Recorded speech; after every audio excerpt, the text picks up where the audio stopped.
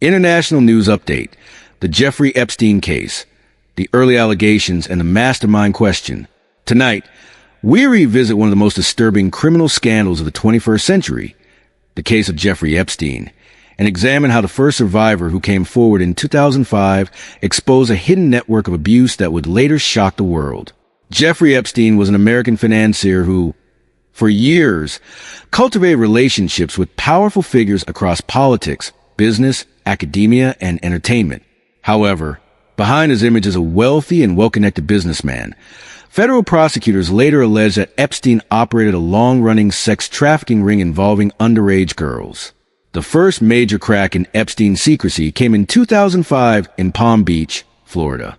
According to law enforcement records, a 14-year-old girl told police that she had been paid by Epstein to give him a massage at his mansion.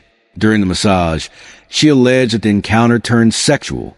The girl's family reported the incident to authorities, triggering a local investigation that would uncover disturbing details.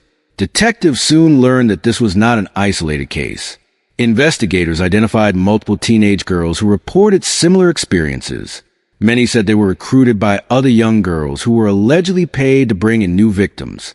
Prosecutors would later describe this as a structured recruitment system, a pyramid-style operation designed to continuously supply underage girls. By 2006, a grand jury in Palm Beach indicted Epstein, but only on a single charge of solicitation of prostitution. Critics later argued that this charge dramatically minimized the severity of the allegations, given that the accusers were minors.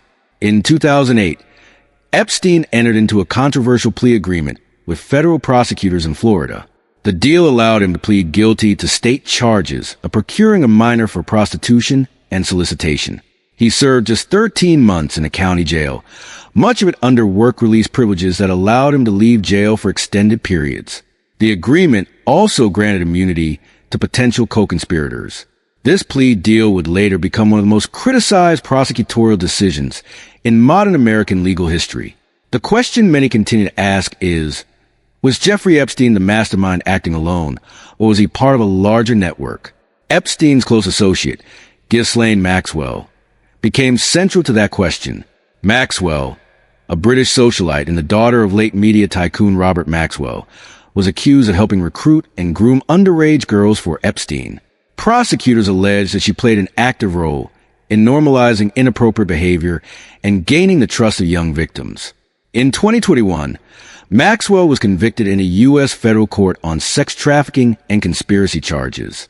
In 2022, she was sentenced to 20 years in prison. Prosecutors described her as a key participant in Epstein's abuse network. But speculation about a broader mastermind has continued, fueled in part by Epstein's extraordinary connections. Epstein socialized with influential individuals, including former U.S. President Bill Clinton, Britain's Prince Andrew, and numerous billionaires and academics. While many of these figures have denied wrongdoing and say their contact with Epstein was limited or professional, public scrutiny intensified after Epstein's arrest in 2019 on federal sex trafficking charges. Prince Andrew, in particular, faced civil allegations from one of Epstein's accusers, Virginia Giuffre, who claimed she was trafficked to him as a minor. Prince Andrew denied the allegations but later reached an out-of-court settlement in 2022 without admitting liability. It is important to note that no evidence presented in court established that a global conspiracy or secret elite ring controlled Epstein's actions.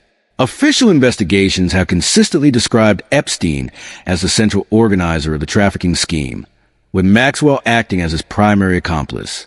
However, Epstein's financial operations have raised additional questions. Despite presenting himself as a billionaire financier managing money for wealthy clients, details about the exact source of his fortune remain somewhat opaque. He maintained private jets, multiple luxury properties, and close ties to powerful individuals. In July 2019, federal prosecutors in New York arrested Epstein on new charges of sex trafficking minors. The indictment alleged that from at least 2002 to 2005, Epstein abused dozens of underage girls at his homes in Manhattan and Palm Beach.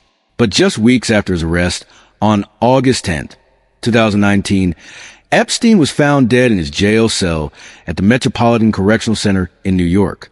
Authorities ruled his death a suicide by hanging. However, failures within the jail, including malfunctioning cameras and guards who reportedly fell asleep, fueled widespread public skepticism.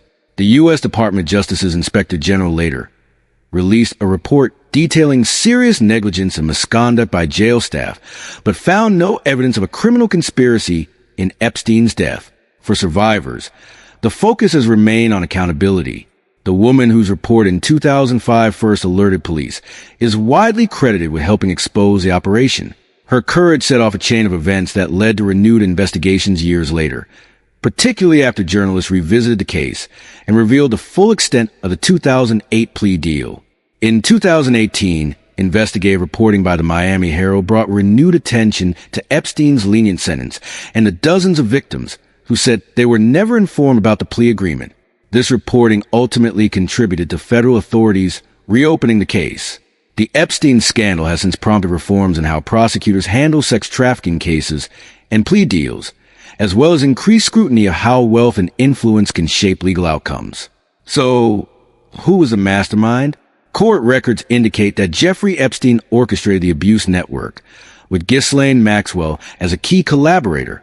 Despite public speculation, no court has established the existence of a larger hidden command structure directing Epstein's crimes. What remains undeniable is the scale of harm. Dozens of women have come forward describing abuse, manipulation, and coercion that began when they were teenagers.